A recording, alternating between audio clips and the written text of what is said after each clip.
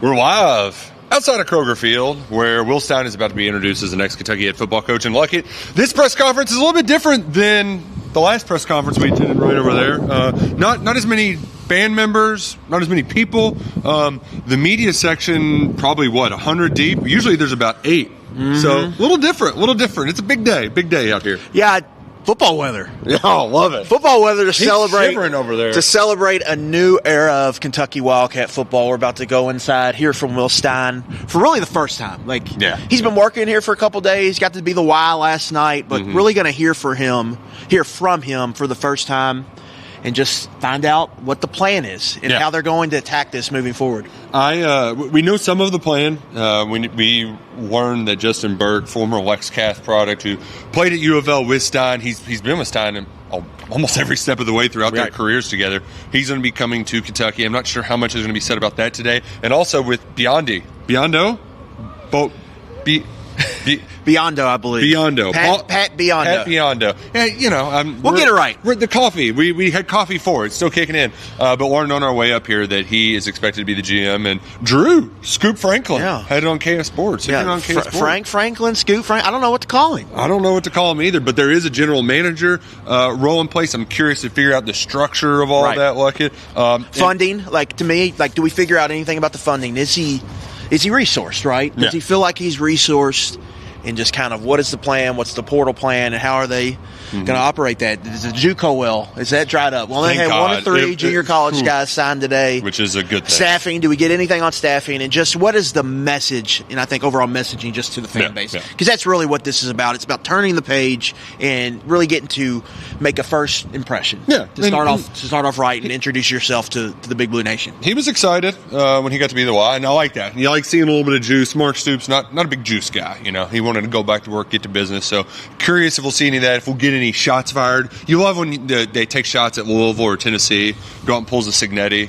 Purdue sucks. I'd like it. Tennessee sucks and Louisville too. Maybe we'll get the L's down. Who knows? I will say signing period, because it is a period over 3 days. They got 2 more days after this. 2 more days, and we're expecting them to be working on a couple more guys. But the big news, obviously, is just that Matt Ponatoski was the first on the board. You got your quarterback. You can build around it. And then a couple other guys who we thought might flip. UCF was working on Denarius Gray. And who else am I forgetting? We're waiting on Messiah Tilson, who's the second highest-ranked player in the class. We've been reporting on this on KS Sports. It's coming down the wire with him. Stein, he's been in contact with Stein and Chiano. He said he's announcing Friday, and that's still the plan. So they still got a couple days, I think, to close on him. So see where that goes. But they did get Isaiah McMillian, who is pretty talented, another one of those defensive backs that Iowa wanted. When Iowa wants defensive backs, that means they're probably pretty good. And Kirk Ferentz, he ain't going nowhere. That guy's on a coach. The ageless wonder in Iowa City. Tuberville, he said, you're going to have to take me out of here in a pine box. That's literally going to be the case. Maybe Penn State should hire Kirk Ferentz. Who are they going to hire? They're running out of people, so they're just going to end up promoting the interim. It's pretty funny. There's a lot happening. Things are moving rapidly. Is it almost? Oh, it's not almost. We only went 4 minutes. Like it? It is a little bit chilly out here. I think peak is still cold from traveling to the airport yesterday. And it is hard as cold. It is frozen over thanks to Mark Pope's catch. What a wild week.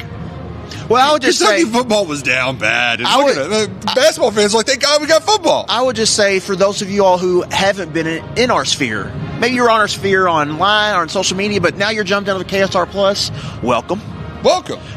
This was a very hectic and fun time, but it's only going to pick up. Oh, yeah, because we've got staff decisions. Yep. You've got portal, and you've got movement, player retention, what players leave. All of that we're going to find out here over the next month or so, and before you know it, winter workouts will be here. Junior days will be here for big recruiting. You just start building the 27 class. Recruiting, what's that? And then by the time we blink a couple times, it'll be spring football. Yeah. So, stuff is happening, and we're progressing towards the next season. But now we're officially turning the page here to, some Will Stein football. I love that one of the first moves was just removing everyone from the roster.